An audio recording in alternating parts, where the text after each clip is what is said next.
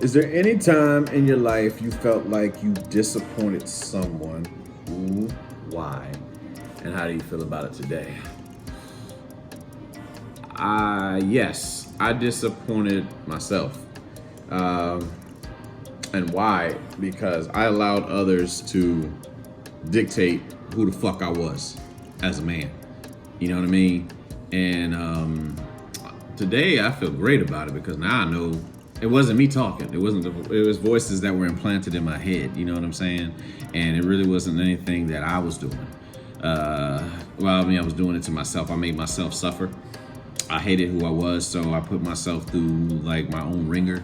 You know what I mean? I hated myself, so I was ashamed of myself. I was ashamed to be myself. I was ashamed to, you know what I'm saying, do certain things that I wanted to do.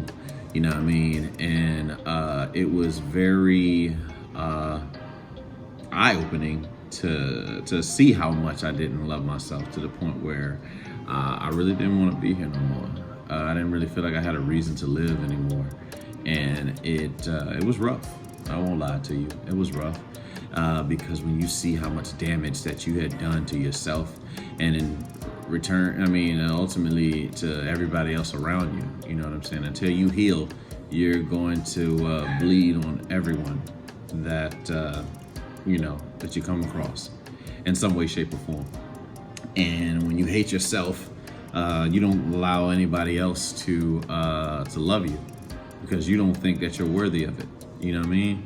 And I mean, the way I feel about it today, I'm glad that I went through that shit, and I'm glad I'm able to see myself in a different light. Cause you know, I'm damn right I'm lovable, man. Just as anybody else. Like nobody goes on a pedestal. Nobody.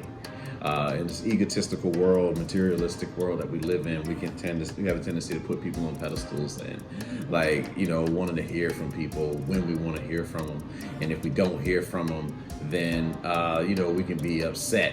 And it's almost like, I know I'm just speaking from my own experience. It's like, oh, there must be something wrong with me. That's the reason why that person didn't want to talk to me or some shit. But you lash out anyway. But really, people could just be, you know, doing whatever they do, you know, for themselves. And it takes a while to understand that. But when that ego is running, when the ego is in the fucking driver's seat, perfectionism is right over there. You know what I mean? And yeah. I hate loud ass fucking neighbors.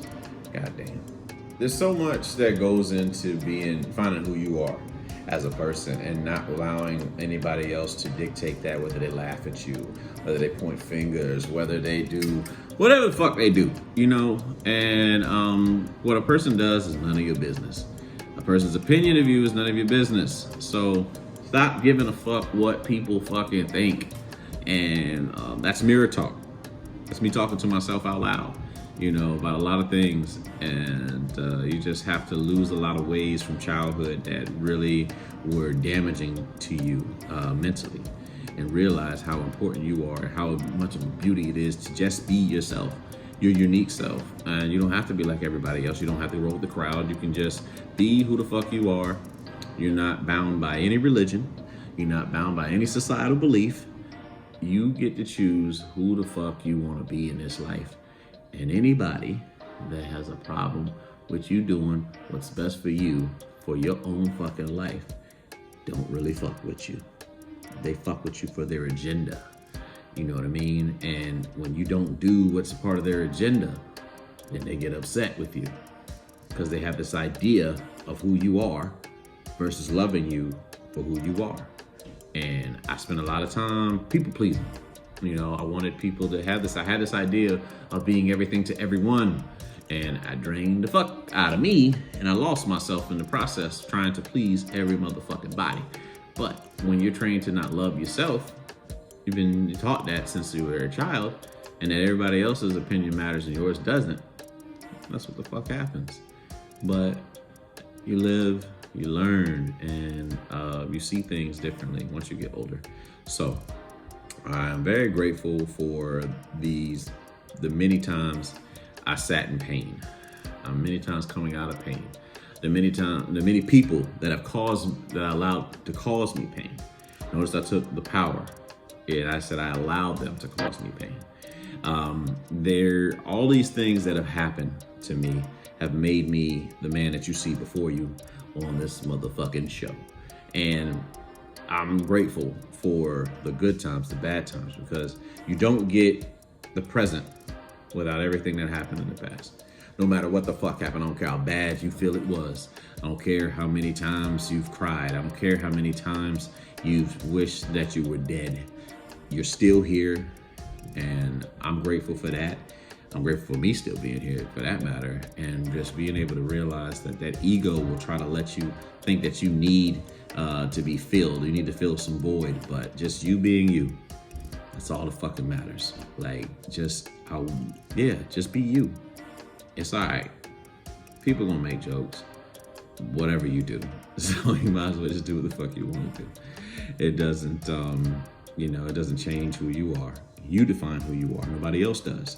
And there's gonna be some people that come into your life that you think are really riding for you, and then pressure bursts pipes, and that's just how it goes. And you got to be thankful and grateful for God and the universe revealing that shit to you, so you know how to move going forward. Don't be upset. Don't be upset. That was what you're supposed to see. You find out who's down for you and who the fuck isn't. And just be grateful, man. Be grateful when people do fucked up shit. Be grateful when it happens, because it lets you know your worth right then and there. If you value yourself, you won't allow them to do that shit to you again. You won't allow them to come back into that, to your energy. You know what I'm saying? So, have I ever disappointed anybody? My black ass.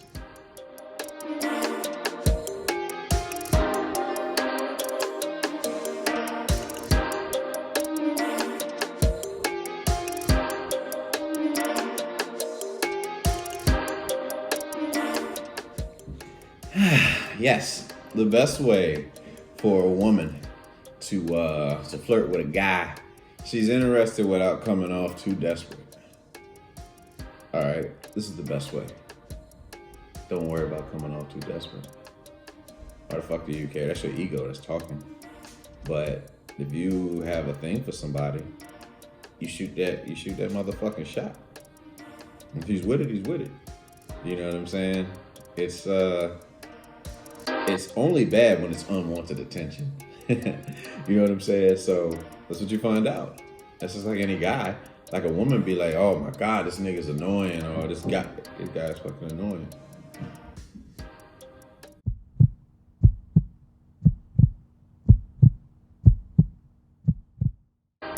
You come up like, this guy is fucking annoying, or some shit like that. But in reality, it's just unwanted attention.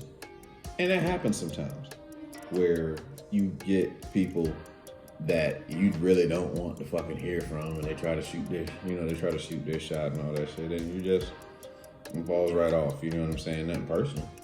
But I don't have to like you because you like me. I'm sure every woman has dealt with that situation. They're going to a bar or some shit. I mean, most women have been getting hit on since the fucking 6th grade, when you started growing little titties or big titties, whatever you had in 6th grade, or if you still haven't grown your titties out, you got a pussy. So that, men are attracted, straight men are attracted to women, with that. You know what I'm saying? Nothing personal. But that's just what it is. It's the raw shit of it. It's the authentic side of it. And just how it goes. But it's not desperate. You know what I'm saying? You don't have to worry about coming off desperate if you're really into that individual. It's up to you. Because that's why you want to give unconditional love. So whatever you want to give out, you just give it out. Now, if you're burning yourself out, that's on you. But as far as coming off desperate, ways you can flirt with a guy and not come off desperate. Just tell him exactly what you want to do to him. It's not desperate. Just tell him straight up. You know what I'm saying? It doesn't have to be in your own way. You don't have to, if you can it helps if you can be seductive. Because like I said, masculine men like myself are attracted to the feminine. So the more feminine and the more sexier you sound, the better chances you have of getting the desired result. And there's nothing more sexier than a woman who understands her femininity. And yeah, I'll just say that. So it's yeah, it's very enticing for a woman to recognize her sexuality, recognize her sexy and own that sexy, and then just say what the fuck she wants to do to me. You know what I'm saying? With her own mind. You know what I'm saying? She gives no fucks about it. You know what I'm saying? You don't want to come off too aggressive. You don't want to be like a fucking man. All right, cut the masculine shit. You know what I mean? But it's like I said, man, it's nice when a woman owns her sexuality and she can just say what the fuck she feels at that given moment. And some women have a knack for it. Other women try too hard, and other women don't try enough. And everything boils down to fear. You just have to relax and just be normal, and just say what you feel. You know what I'm saying? Don't try to overthink it. Just say how you feel. Yeah, just don't just don't live in fear. Live in love. You know what I'm saying? Just say what you feel in a way that would garner that feminine, energy to at least to a masculine man. Now, if he's a feminine guy, yeah, that tough shit will work, and he'll find it attractive because it has to be polarity. You know what I'm saying? Like masculine and masculine. I don't really think there's not polarity there. And feminine, you feel me? So, but to have the masculine with the feminine, whoever plays that role, it's got to be there. So I think that's probably the best advice I would have for a woman is to, one, be honest, own your femininity, learn what that is if you don't know what that is, and just engage like such. Because, like I said, there is nothing more sexy to me than a woman who owns her sexuality, owns her sexy, owns her femininity.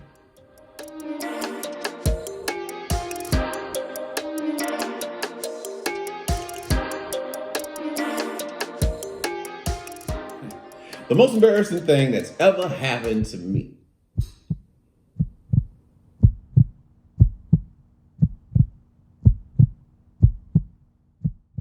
The most embarrassing thing that ever happened to me is learning that I was really putting on a front, being who I was, and for people who really didn't give a fuck about me. And it really boiled down to like, man, I don't know how I got like this, like I'm pretending to I wanted to make everybody like me so that I could love me. And that's not how the way that works. You have to love you. And then those that really fuck with you will respect you instead of trying to be liked by everybody. And that's where I found myself. I got embarrassed because I was in a position to where I was like, I was around people and I could just feel myself just not being myself, and I lost respect for myself, and it showed. I lost respect for the people around me. They lost respect for me. They lost respect for me, and I didn't recognize who the fuck I was, even with my family and all that stuff, man. I just became somebody that I thought I had to be in order to receive praise and all that shit, because it's one of those things that you were always dying for when you were a kid, and now to be an adult and you're just trying to chase after all those things you didn't get in childhood and wanted that attention. And that's really what it boiled down to. I just wanted to be recognized and be seen. But the more you try to fit in, the more invisible you become. And that's what the fuck happened to me. I was becoming invisible. I didn't have an identity. I didn't know who the fuck I was. And because I didn't have an identity, I had an identity crisis. And I just did whatever it took to get that type of attention, be it being a womanizer and trying to be the guy, the man, or if it was like learning a foreign language to be like, to look a certain way when you're in the Latin community, or if it meant like speaking more proper when you're being around certain people, white people at work and all that shit. I just I was trying to be somebody. I was trying to be recognized. You know what I'm saying? And all those things are still a part of me. It's still a part of who I am. You know, I can speak a little bit of Spanitos. You know what I'm saying? A little bit of Spanish. I can, you know, I can eloquently put words in a way that, you know, better than some. And I can still get down when I need to get down, when I want to get down. And but everything's just a part of me. And I was running from that.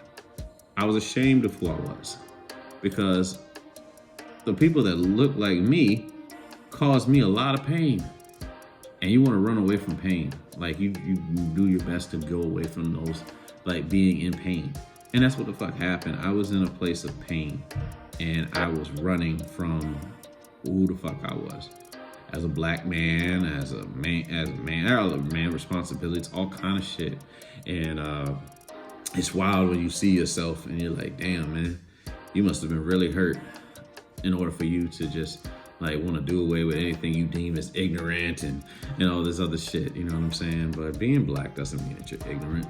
And there were some aspects of like our culture that were ignorant that I was like making sure I shied away from, but I got caught up in shit. You know what I'm saying? I turned, like I said, ultimately just I lost sight of who I was, and now I'm in a position to where I'm a different person, and it's awesome. And I'm seeing things from a different perspective. So I'm very grateful for it, for the things I've done and seeing myself in a way that I never had before. And I'm very proud to be black. I'm very proud of my culture. I'm very proud of, you know, coming from the family in which I come from. Because while we do cause a lot of pain to each other, we funny as fuck. You know what I'm saying? And we have a lot of love to give because of a lot of love we did not receive. A certain type of love, you know what I mean? And those things you learn as you get older and you see that, damn, man, if we did gave this type of love, we wouldn't be in the situation that we are right now. And like I said, I'm grateful that I'm able to see these things now as an adult versus what I did as a kid. And I realized I was brainwashed. I was traumatized through a lot of things. And like I said, sitting in pain and not being able to express how the fuck I felt. But now I'm in a position to where I know myself. I'm learning myself more and more every day, and you know, just my resume just keeps getting extended every fucking day as I learn from people that I talk to and engage with, have conversations with. They don't even realize how much they're teaching me about myself and information that I'm able to soak up and move forward and just to be a better man, be a better person, and realize that things can change and you can be better. So I say all that shit to say that the most embarrassing thing that's ever happened to me was realizing all this time I was wearing a social mask and I was making myself look like a damn fool.